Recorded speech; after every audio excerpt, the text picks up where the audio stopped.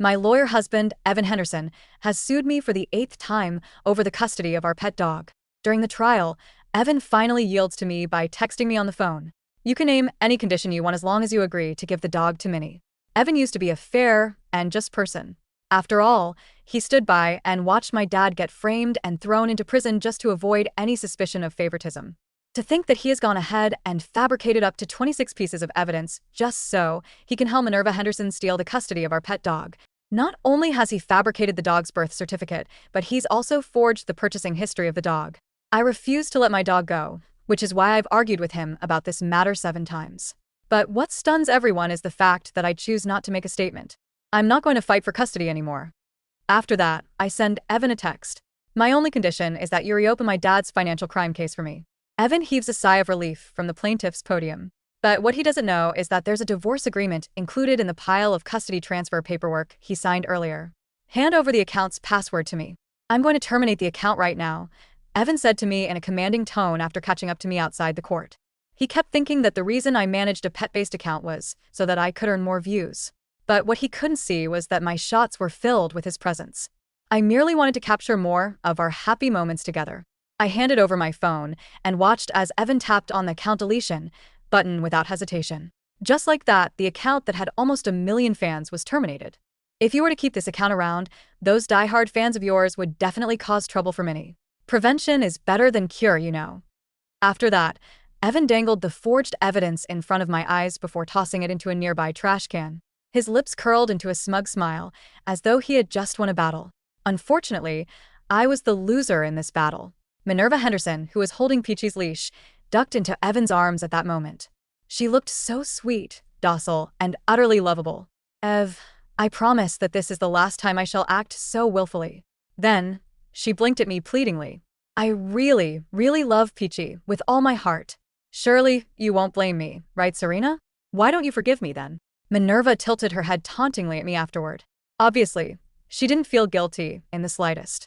Peachy was the Samoyed that Evan and I had raised since its puppy days.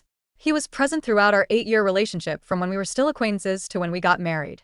Evan once told me, Serena, we'll keep Peachy with us forever. You're the mom and I'm the dad. I can't help clenching my fists tightly at the memory. But Evan patted Minerva on the head dotingly, his voice now gentle. You'll get whatever you want, much less a dog. After the account got deleted, my fans went berserk on the internet. The account owner is the one raising Peachy all this time. How could he belong to someone else? Could this be a publicity stunt? That woman plans on stealing the dog from the account owner, and yet the lawyer insists on helping her? Minerva's expression twisted into one of awkwardness, so Evan immediately got her out of the muddy situation by clarifying things on the internet.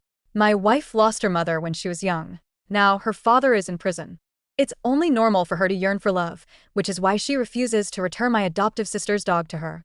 Just like that, Evan spilled the beans on my humiliating background to the fans in a righteous manner. Soon, my phone was flooded with hate messages. Meanwhile, Evan wrapped an arm around Minerva's shoulders while steering her forward. Both of them were chatting animatedly as well. Peachy's white fur mirrors your pale skin. How dare you call me a dog? You're the actual dog here. Evan walked even further after that. It was only natural that he didn't notice me texting the hospital. Hi, I'd like to book an appointment for a medical abortion. The next day, Evan and I had already promised that we'd discuss the matter of reopening Dad's financial crime case. But I ended up waiting for him outside his office for 3 long hours. That was when Evan's secretary walked over to me, her expression conflicted. Mr. Henderson said he won't be able to make it back for quite some time due to urgent matters on his end. So, I had been carrying a stack of evidence papers that was half my height. Upon hearing the secretary's words, I felt strength drain from my arms, causing the papers to scatter across the floor. There were only 3 days left before the statute of limitations on my dad's case expired. Wretchedly, I sank down on my knees to pick up the papers. That was when a notification popped up on my phone, telling me that Minerva had uploaded a new post on her social media feed. The background in the photo she just uploaded was a vet clinic. Apparently, Evan was keeping her company there while Peachy got dewormed by the vet. I told him that I could make this trip on my own, and yet he insisted on skipping out on his work just to stay with me. Is this what it feels like to be cared for? Last year, Evan refused to step into the hospital when my appendicitis acted up. All he told me was, I hate the smell of disinfectants. I could only grip my phone so tightly that my fingertips turned white. After that, I tried contacting other lawyers, only to get turned down tactfully. Mr. Henderson told us before that since you're his wife, us helping you means that you're taking the easy way out. I don't think this is a good idea. As I carried the stack of evidence that I had spent many sleepless nights collecting, I walked home on my own while bracing against the wind. Evan only came home in the evening. I was already sitting on the couch by then. Didn't you promise me that you'd agree to my condition to reopen my dad's case? Evan took off his jacket before pinching the spot between his brows tiredly. Although your dad is framed, the plaintiff has an assortment of evidence in his sleeve. The evidence might be forged, but it's also undeniably flawless. Besides, I'm very busy during this period. Can't you let me catch my breath before bringing this topic up? I felt my words lodge in my throat. Just now, I came across the couple-run pet account that Evan and Minerva had created.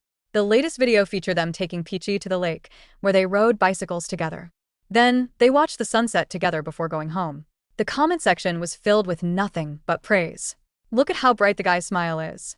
He looks nothing like his depressed-looking self from the previous account. Now this is what I call a real couple. I bet he was just partnering up with the other lady in the previous account. Their interactions looked fake as hell. Real couples are the real deal, yo.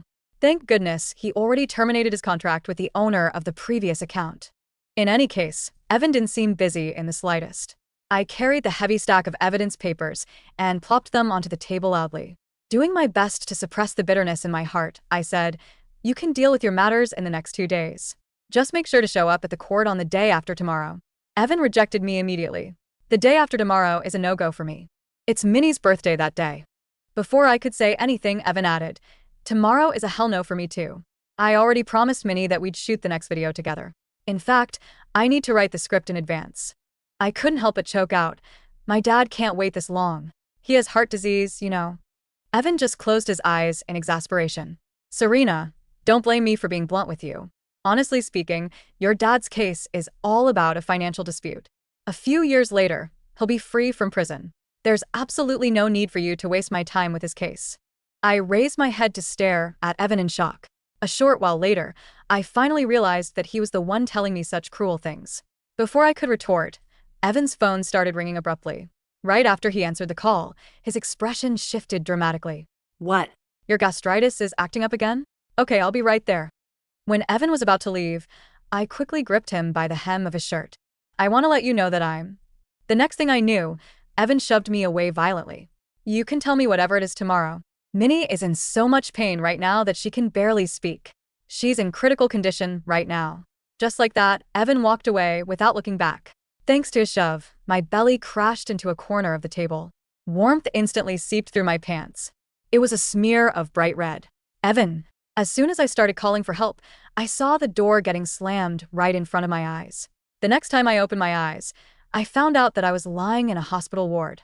"Thank goodness the maid who's hired to clean your home took you to the hospital, Miss Fairfield. I've just performed the D&C procedure on you, so you should rest." As the doctor read my report, his brows knit together into a deep frown. Also, he lowered his voice. "Your constitution is weak, making it very difficult for you to get pregnant, to begin with. But because of this ordeal, it'll be impossible for you to get pregnant from now on." I could only grip my blanket as my heart throbbed in pain. The surprise baby, whom I had yet to introduce to this world, ended up becoming the remnants of my nightmare. The doctor paused. "Where's your husband? I'd like to give him some medical advice regarding your condition." I merely shook my head silently. I had called Evan 3 times earlier, so he had already turned off his phone. That night, I returned home. As soon as I stepped through the front door, Peachy shook off the leash and came barreling into me. Minerva covered her mouth in surprise. "I'm so sorry, Serena. I was in the middle of training Peachy to keep watch at home against home invaders. I didn't think that you'd come back at this time." I propped a hand against the wall, feeling pain erupting from my wound. Since it wasn't healed yet, it got torn apart again. To me, it felt as though someone was scraping my insides with a knife. Evan didn't even bother glancing at me. Instead, he patted Minerva on the head. "It's the dog's fault, not yours. Don't take it to heart." Peachy's white fur floated everywhere in the apartment. Evan was germophobic, so he used to demand that I keep Peachy locked up in a cage throughout the years. If I ever see a strand of fur at home, you can forget about keeping Peachy. But now, everything was a mess at home, and yet Evan didn't think much about it. Instead, he frowned at me. "Why didn't you clean up the spilled ketchup? Do you have any idea that Minnie almost slipped after stepping on it? What the hell were you doing?" As I stared at the puddle of blood on the floor, which Evan had mistaken for ketchup, I could only clutch my stomach. "It's none of your business." Evan's expression froze on his face momentarily. But soon, he cleared his throat. Minnie wants to record videos at home. I've been busy with the recording and the editing, so I don't have time to deal with you. My dad's case had been tormenting me to no end. On top of that, I just lost my baby. Meanwhile, Evan spent all his time with Minerva while editing her videos for her. In the past, he kept claiming that he didn't know how to edit. He didn't even want to put in effort just to learn that skill. Ironically enough, he was also the one who stayed up all night editing every frame and shot in Minerva's videos. I didn't argue with Evan, nor did I bother starting a fight. Instead, I slowly limped back to my room, where I dug out the evidence folder. Evan followed me into the room. I'll start the trial next week, if you can afford to wait. I'll have time by then. I didn't bother glancing at him. I can't wait that long.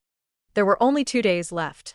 Once the statute of limitations was over, Dad would have to spend the next 3 years in prison. He had a pre-existing heart condition that could flare up at any moment. Evan's expression darkened instantly.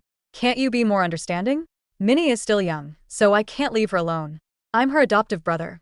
Is it my fault for wanting to take care of her? I found myself starting to choke on my words. My dad is still in prison despite his old age. He needs someone to take care of him too. Evan was starting to lose his patience.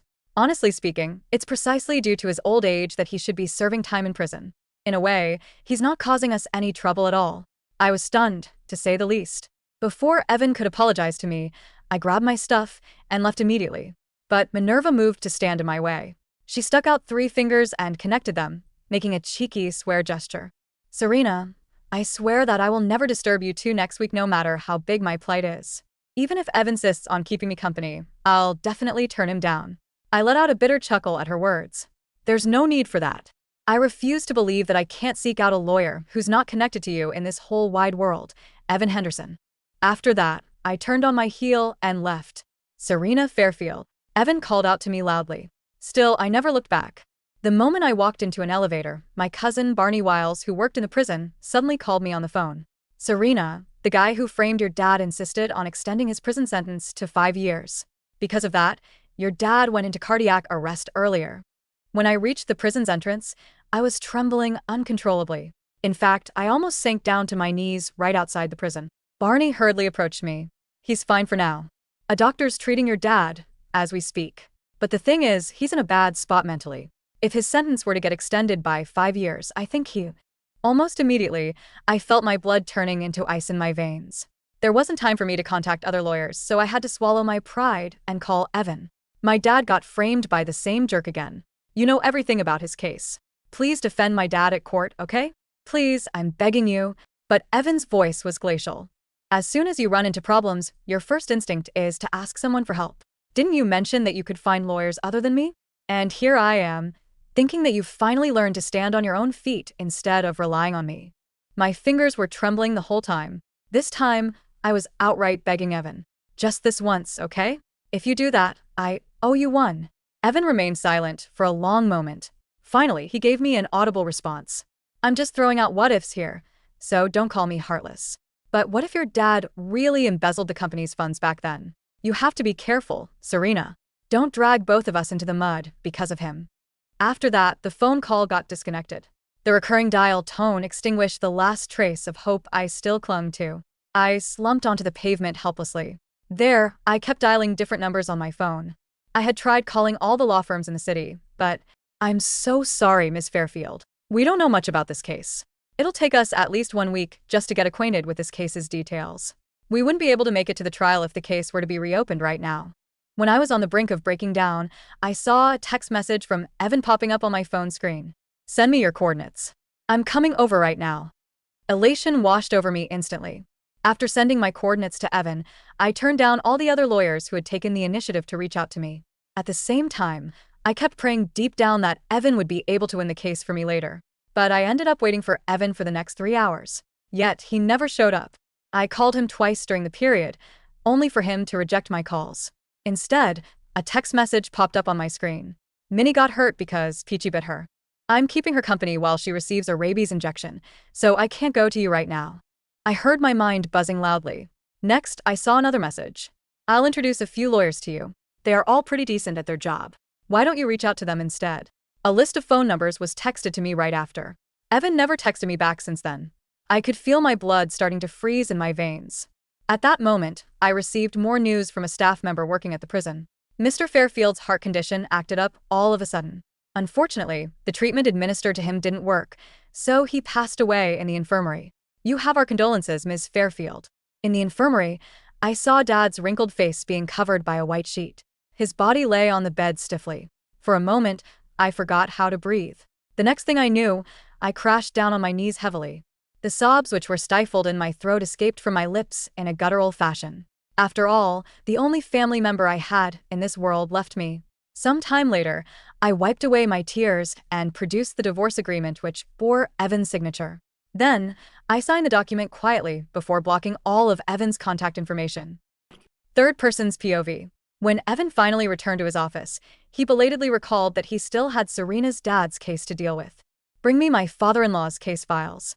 I'd like to see if I can get the case reopened and taken to court again. His assistant, Paul Miller, however, lowered his head. A few moments later, he stammered out, Mr. Fairfield couldn't withstand the stress of getting framed. The surgery meant to save his life ended up in failure, and he passed away as a result. Upon hearing Paul's report, Evan sprang to his feet. Also, Paul handed over a miscarriage report. Mrs. Henderson wants you to have this. All it took was one glance at the report for Evan's expression to change drastically. The white sheet in Paul's hand fluttered like a falling leaf. Evan stood frozen. Behind his desk, his eyes locked onto the black bold lettering at the top of the medical report. Diagnosis: complete spontaneous abortion due to blunt abdominal trauma. Surgical intervention: dilatation and curettage DNC. Note: severe uterine wall scarring, permanent loss of reproductive capacity. Trauma? Evan's voice cracked, sounding like dry leaves crunching underfoot. His hands began to tremble, tiny rhythmic twitches that he couldn't control.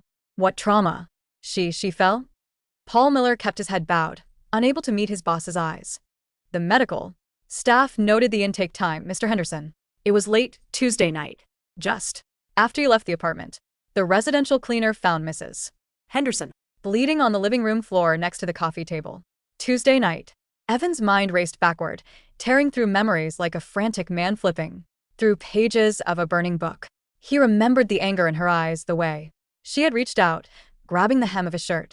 He remembered the blinding fury that had surged through him because Minerva was crying on the phone about her stomach pain. He remembered shoving her hard. He remembered the dull thud as her body hit something. He remembered her small, strangled cry of his name, and he remembered slamming the door shut without looking back. The blood on the floor.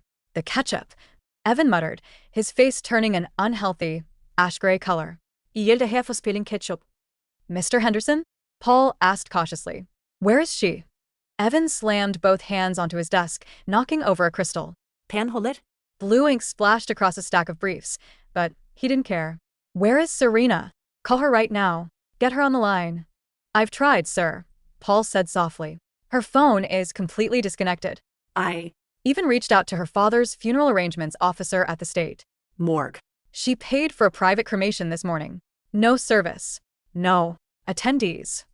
Evan felt as if the air in the room had suddenly turned to liquid lead. His lungs couldn't expand. His father-in-law was dead.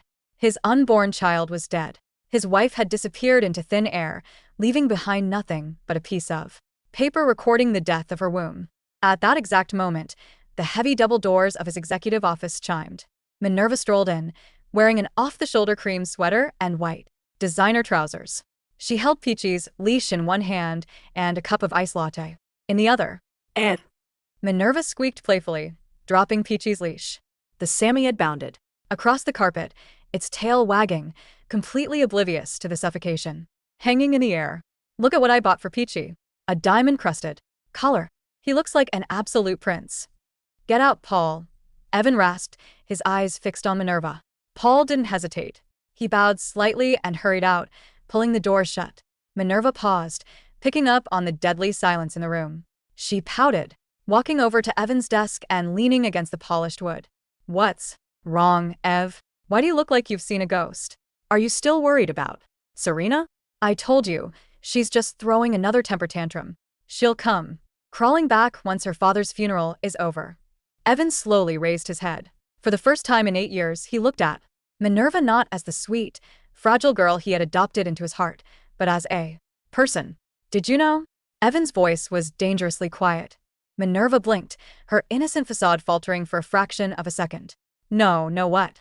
When you called me Tuesday night claiming your stomach was in critical pain, Evan said, leaning forward, his shadow engulfing her. Did you know Serena was bleeding out on the floor? Minerva's eyes darted to the side. She gave a light, artificial laugh. How could I know that? She didn't say anything. Besides, you know how dramatizing Serena can be. She probably just cut her finger or something. She miscarried, my child. Evan roared, his fist smashing down so hard the glass desk pad shattered into a spiderweb of cracks. Minerva jumped back, letting out a shriek. Peachy whined and hid under a nearby couch. She miscarried. Evan breathed, tears finally spilling from his eyes, burning hot against his cold skin. And, because of the blunt force, she can never have children again. Never, Minerva. And her father died in prison hours later. Because I didn't go to court.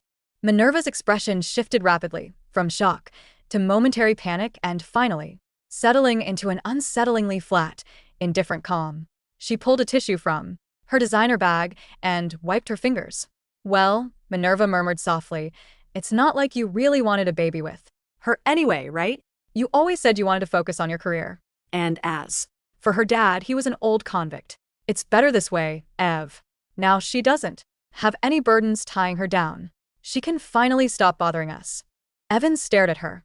The scales fell from his eyes so fast it felt physical, like an acid wash stripping away years of blind devotion. The girl standing before him wasn't an innocent, traumatized orphan who needed his protection. She was a cold, calculating narcissist who felt zero empathy for human life. Get out, Evan said. Ev? Get out. Evan screamed, pointing a trembling finger at the door. Take the dog. And get out of my office. Minerva's face twisted into an ugly sneer. Fine. Be ungrateful. See if I care. She snatched Peachy's leash, yanking the dog violently, making the poor animal yelp before dragging it out into the hallway. Evan collapsed into his chair. He pulled out his phone, frantically tapping in Serena's number again and again. The subscriber you are trying to reach has been disconnected. Desperate, Evan grabbed the file folder containing the custody transfer paperwork Serena had signed in court 2 days ago. He needed to find her address, her backup contact, anything. He flipped through the stack of documents until his eyes caught a thick, formal document tucked right beneath the dog's ownership transfer form. It was printed on high-grade legal parchment. Marital dissolution and property division agreement. At the bottom of the last page, Evan's own signature stared back at him, signed during the court session when he had blindly signed the stack without reading, eager to hand Peachy over to Minerva. Next to his signature was Serena's clean, elegant handwriting, written in dark blue ink, and attached to it was a small sticky note in her handwriting. Evan, you spent 8 years gaslighting me into thinking you were a fair man. You forged 26 pieces of evidence to steal my dog. You let my father die to buy a birthday present. You killed our child to comfort a fake sister. The marriage is over. I'll see you in court, not as your wife, but as your executioner. 3 months passed. In the legal elite circles of the capital, Evan Henderson had become a ghost of his former self. His prestigious law firm, Henderson and Associates, was running on fumes. Evan spent every waking hour searching for Serena, hiring private investigators, checking flight logs, and sweeping through every hospital register in the country. She had vanished completely, taking nothing from there. Shared assets except her father's ashes and her personal belongings. Meanwhile, Minerva had taken full advantage of the pet social media account she had stolen. Utilizing the forged documents Evan had crafted for her, she had rebranded the account, accumulating over 2 million followers by posting polished, overly scripted videos with Peachy. She lived in a luxury high-rise apartment paid for by brand sponsorships, entirely unbothered by Evan's spiral into depression.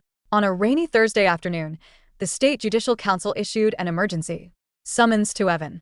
When Evan arrived at the High Court complex, he expected a routine disciplinary review regarding an administrative delay. Instead, he was led into Courtroom 1, the largest, most prestigious courtroom in the state, reserved exclusively for major corporate corruption trials and high-profile judicial misconduct cases.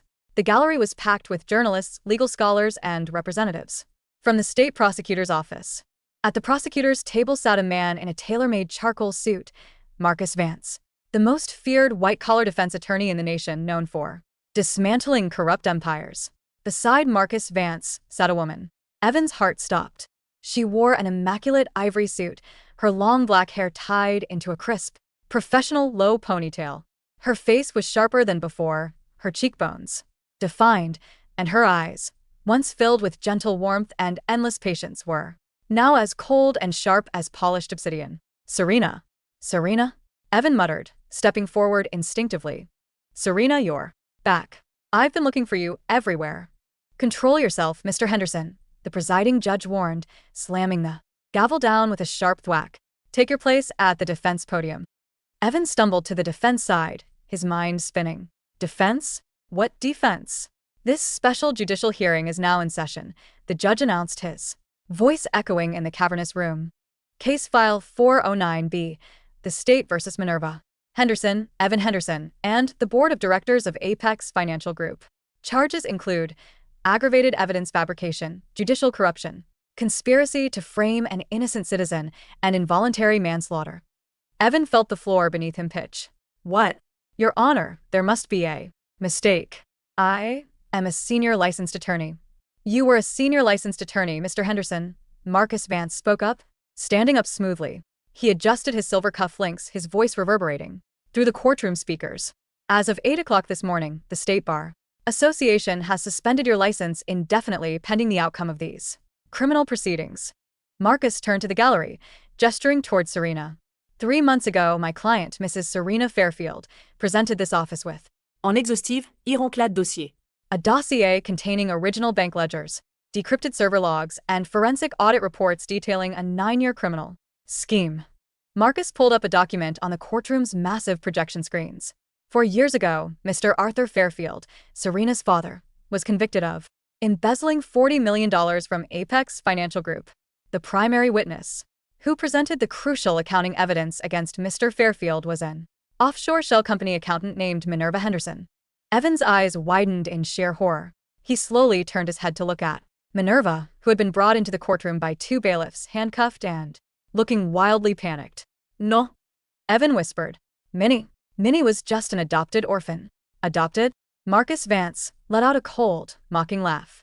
Minerva Henderson is not your adoptive sister, Mr. Henderson. Her real name is Minerva Vance Garton, the biological daughter of Richard Garton, the CEO of Apex Financial Group and the man who actually stole $40 million from his own company. The courtroom erupted into a frenzy of camera flashes and whispered gasps. 9 years ago, Marcus continued, Richard Garton framed Arthur Fairfield to cover his own massive embezzlement.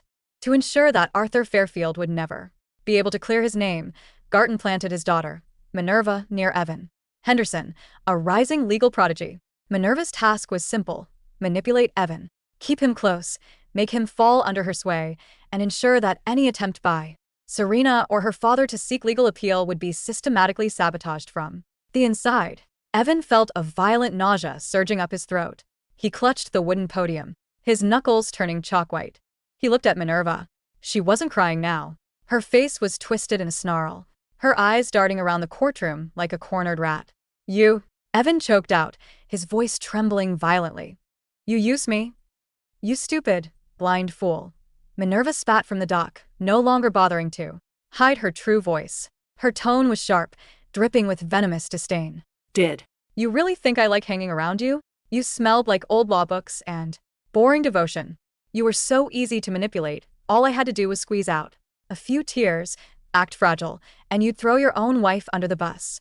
Quiet in the dock, the judge barked. Evan felt his knees give out. He slumped into his chair, his head in his hands. Every decision he had made over the last 8 years, every time he had dismissed Serena, every time he had called her crazy, needy, or delusional, flashed through his mind like a grotesque horror movie. He had destroyed his own life, murdered his own child, killed his father-in-law, and humiliated the woman who loved him. All for the daughter of the man who had ruined her family. Serena finally stood up from her seat. She did not look at Evan. She looked directly at the judge. Your Honor. Serena's voice was calm, clear, and utterly destitute of fear. in Addition to the corporate financial crimes, I present to the court 26 individual counts of evidence forgery committed by attorney Evan Henderson. during our recent civil dog custody trial. She motioned to the clerk, who brought forward a heavy metal briefcase. During that trial, Evan Henderson used his position as an officer of the court to fabricate birth certificates, purchase receipts, and veterinary records to legally strip me of my dog, Peachy. He did this using state-issued legal seals. Serena? Evan sobbed, looking up at her with bloodshot eyes. Serena, please. I did it because I thought. You thought you were playing God, Evan. Serena cut him off coldly, speaking to him for the first time in 3 months. Her eyes were dark pools of absolute indifference. You thought you were so clever, balancing your fake morality on the heads of the people who loved you. You watched my father get thrown into prison 4 years ago to avoid suspicion of favoritism. But the truth is you were just a coward who wanted to play the hero for a snake. I loved you. Evan cried out, uncaring of the court audience, tears streaming down his face. Serena, I made a mistake. I was blinded. I didn't know about Minerva's father. I didn't know about the baby until it was too late. Please, give me a chance to make it right. I'll reopen your father's case. I'll clear his name. I'll give you everything. My father is dead, Evan, Serena said softly. The sharpness in her voice yielded for a second to a profound, tragic sadness before hardening back into steel. And my baby is dead. You have nothing left to give me. She pulled a black leather folder from her bag and laid it on the prosecutor's desk. Your Honor, 4 days ago, using the original evidence retrieved from Apex Financial Group's offshore accounts, the state prosecutor's office officially exonerated my late father, Arthur Fairfield. His criminal record has been wiped clean and his legacy restored. The courtroom burst into applause. Several journalists immediately began typing frantically on their laptops. However, Serena continued, turning her gaze back to Evan. The matter of involuntary manslaughter remains. On the night of Tuesday, the 14th, Evan Henderson physically assaulted me at our residence, causing severe internal trauma that resulted in the death of my fetus and rendered me permanently infertile. I have submitted the complete forensic medical timeline along with the 911 audio dispatch logs and residential hallway surveillance footage. Evan froze. Surveillance footage? The hallway camera was broken. It was broken because you paid the building manager to disable it, Marcus. Vance interjected smoothly. Fortunately, Mrs. Fairfield had installed a private security camera concealed inside the decorative wreath on her front door weeks prior, anticipating that Minerva Henderson might attempt to break in. Marcus pressed a button on his remote. The courtroom monitors flickered to life. High-definition video played with crystal-clear audio. The video showed Evan storming out of the apartment. It showed Serena grabbing his shirt, begging him to listen about her father and her pain. It showed Evan's face contorted in anger as he shoved her backward with immense force. It showed Serena falling hard, her stomach slamming into the sharp edge of the mahogany side table. The audio captured her sickening groan of agony, followed by Evan's harsh voice. You can tell me whatever it is tomorrow. Minnie is in so much pain right now. She's in critical condition. The video showed the door slamming shut. It showed Serena lying on the floor, alone, clutching her abdomen as blood began to pool beneath her. The gallery gasped in horror. Several female jurors covered their mouths, tears springing to their eyes. Evan stared at the screen, his face completely drained of color. He looked around the courtroom and saw the looks of pure disgust directed at him from every single person, the judge, the jury, the press, even his own former legal colleagues sitting in the public gallery. He was no longer the brilliant, righteous legal prodigy. He was a monster. No. Evan whimpered, shrinking into a seat. No, no, no. The evidence is overwhelming, the presiding judge declared, his tone laced with deep revulsion. Regarding defendant Minerva Vance Garten, bail is denied. You will be held in maximum security custody pending trial for grand larceny, financial fraud, and obstruction of justice. Minerva screamed as bailiffs grabbed her arms, dragging her out of the room, while she kicked and swore at Serena. Regarding defendant Evan Henderson, the judge continued, staring down at Evan with icy fury. Your license to practice law is revoked permanently. You are hereby placed under immediate arrest for evidence forgery, judicial perjury, and reckless endangerment resulting in loss of life. Bail is set at $10 million. Click. The cold steel of handcuffs locked around Evan's wrists. 3 weeks later, the remand facility was cold, smelling of stale bleach and damp concrete. Evan sat behind the thick glass partition, wearing an orange jumpsuit. His hair was messy, his cheeks sunken, and his eyes hollow. Without his legal reputation, his bank accounts frozen due to the ongoing financial investigations, and his friends abandoning him overnight, he couldn't even afford a decent private attorney. He was represented by an overworked public defender who had advised him to plead guilty to minimize his prison sentence. The heavy steel door of the visitation room opened. Evan looked up, a glimmer of desperate hope igniting in his dead eyes. Serena walked in.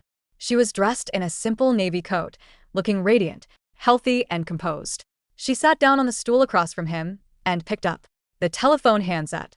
Evan frantically grabbed his handset, pressing it against his ear. Serena, he sobbed, pressing his trembling left hand against the reinforced glass. Serena, thank God you came. I knew you still cared. I knew you couldn't completely abandon 8 years of our marriage. Serena looked at him, her expression completely unbothered by his tears. I didn't come here for you, Evan, she said calmly through the receiver. I came to collect the final piece of my life that you stole. She pulled out a document and pressed it against the glass.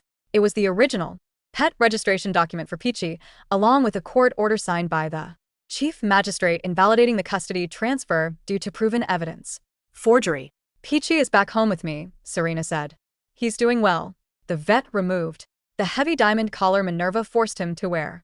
His fur is growing back, and he sleeps on his own bed in my new apartment. Evan felt a pang of sharp grief in his chest. Serena, I'm so sorry. I swear to God, if I could trade my life to bring our baby back, to bring your father back, I would do it in a heartbeat. I was foolish. I was blinded by Minerva's lies. Stop lying to yourself, Evan, Serena interrupted him quietly. Minerva didn't force you to forge 26 pieces of evidence. She didn't force you to ignore My calls when my dad was dying. She didn't force you to push me into that table. She leaned closer to the glass, her dark eyes piercing straight into his soul. Minerva didn't ruin you, Evan. You ruined yourself because you loved the feeling of being a savior. You loved having a fragile girl depend on you, compliment you, and make you feel like a king while I was just the steady wife who built your home and expected you to be a decent human being. Evan stiffened. Her words hit him harder than any prison sentence ever could, stripping away the last layer of self-deception he had clung to. It was true. He had enjoyed Minerva's adoration. He had enjoyed feeling superior to Serena, treating her pain as minor while treating Minerva's minor inconveniences as life-or-death emergencies. He had traded his wife's devotion and his child's life for the cheap ego boost of a con artist. Is there any chance? Evan begged, his voice dropping to a broken whisper. When I serve my time, when I come out, can I just see you from afar? Can I try to make it up to you for the rest of my life? Serena stared at him for a long, quiet moment. Then a small, sad smile touched her lips. Do you remember what you told me when I begged you to defend my father 3 months ago? She asked gently. Evan's breath hitched. You told me, Serena recalled, repeating his exact words back to him with terrifying precision. And here I am, thinking that you've finally learned to stand on your own feet instead of relying on me. Don't drag both of us into The mud. She stood up from the stool, smoothing down her coat. Don't drag me into your mud, Evan. Serve your time, live with what you've done, and never say my name again. She hung up the handset. Serena, wait. Please. Serena. Evan screamed, banging his fists against the glass partition until his knuckles bled. Serena didn't look back. She turned on her heel and walked through the exit doors, stepping out into the bright afternoon sunlight.